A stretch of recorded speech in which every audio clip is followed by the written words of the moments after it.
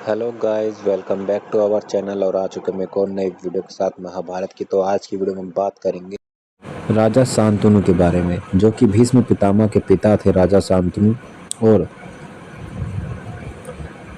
क्या हस्तिनापुर के राजा भी थे। तो आज हम उन्हीं के बारे में बात करेंगे कि उनके पास ऐसी कौन सी दो शक्तियाँ थी जिन्हें वह किस बहुत ही अद्भुत उनके पास दो शक्तियाँ थी। तो चलिए जानते हैं आज की अपनी इस वीडियो में, और आप जानकर चौंक जाएंगे उनके पास कौन सी दो अद्भुत शक्तियाँ थी।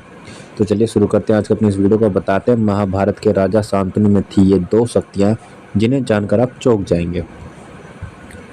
तो इक्ष्वाकु वंश में महाभीष्म नामक राजा थे। एक दिन सभी देवता आदि ब्रह्मा जी की सेवा में उपस्थित हुए।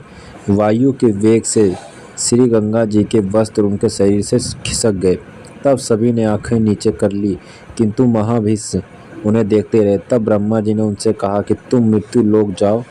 जिस गंगा को तुम देखते रहे हो वह तुम्हारे अप्रिय करेगी। इस प्रकार महाभीष्म का जन्म राजा प्रतीप के रूप में हुआ। अब जानते हैं शांतनु जी के बारे में कौन सी थी वो दो चीज़ें, कौन सी थी उनके पास दो शक्तियाँ।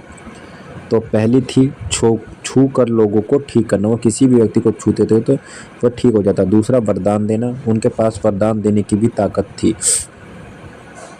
प्रतापी राजा प्रतीप गंगा के किनारे तपस्या कर रहे थे। उनके तप, रूप और सौंदर्य देखकर मोहित होकर गंगा उनकी दाहिनी जंघा पर आकर बैठ गई और कहने लगी, राजन, मैं आपसे विवाह करना चाहती हूँ। जहनु ऋषि की पुत्री गंगा हूँ।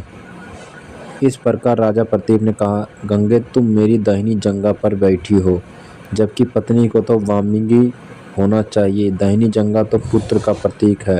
अंत में मैं तुम्हें अपनी पुत्र वधू के रूप में स्वीकार करता हूँ। यह सुनकर गंगा वहाँ से चली गई। जब महाराज प्रतीप का पुत्र की प्राप्ति हुई तो उन्होंने उसका नाम शांतनु रखा। प्रतापी राजा प्रतीप के बाद उनके पुत्र शांतनु हस्तिनापुर के राजा हुए, और इसी शांतनु से गंगा का विवाह हुआ। विवाह के वक्त गंगा ने शर्त रखी कि आपसे जो भी मुझे पुत्र उत्पन्न होगा उसका मैं क्या करूँगी, इसके बारे में आप जिस दिन भी सवाल पूछेंगे मैं पूर्ण स्वर्ग लौट जाऊँगी। गंगा से उन्हें 8 पुत्र मिले, जिसमें से 7 को गंगा नदी में बहा दिया गया। और तब तक राजा शांतनु ने यह नहीं पूछा कि आखिर तुम ऐसा क्यों कर रही हो, परंतु जब 8वें पुत्र का जन्म हुआ तो राजा से रहा नहीं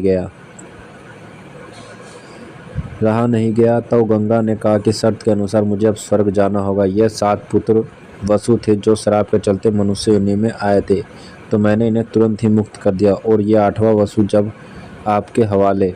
शांतनु ने गंगा के 8वें पुत्र का नाम देवव्रत रखा। यह देवव्रत ही आगे चलकर भीष्म कहलाए। 8वें पुत्र को जन्म देकर गंगा स्वर्गलोक चली गई, तो राजा शांतनु अकेले हो गए। एक दिन शांतनु यमुना के तट पर घूम रहे थे कि उन्हें नदी में नाव चलते हुए एक सुंदर कन्या नजर आई। शांतनु उस कन्या पर मुग्ध हो गए। उन्होंने कन्या से उसका नाम पूछा तो उसने कहा कि महाराजा, मेरा नाम सत्यवती है और मैं निषाद कन्या हूँ। शांतनु सत्यवती से प्रेम में रहने लगे। सत्यवती भी राजा से प्रेम करने लगी थी। गंगा पुत्र भीष्म को राजा शांतनु इच्छा मृत्यु का वरदान दिया था। वरदान देने क्षमता उसमें ही होती है जो एक सिद्ध और शक्ति प्राप्त होता है। शांतनु के पास ऐसी भी शक्ति थी कि वह किसी को भी छूकर रोग दूर करते थे, यानी वह अपने हाथों से छू देते तो उसे सभी शारीरिक रोग दूर हो जाते थे। तो उम्मीद करता हूँ गाइस ये वीडियो आपको अच्छी लगी। अगर वीडियो अच्छी लगी हो तो वीडियो को लाइक कर दें, चैनल पे नए तो चैनल को भी सब्सक्राइब कर लें। तो मिलते हैं गाइस तब तक के लिए नेक्स्ट वीडियोज़ में। ऐसी हमारे चैनल से स्पिरिचुअलिटी वीडियो देखने के लिए हमारे चैनल को सब्सक्राइब कर लें।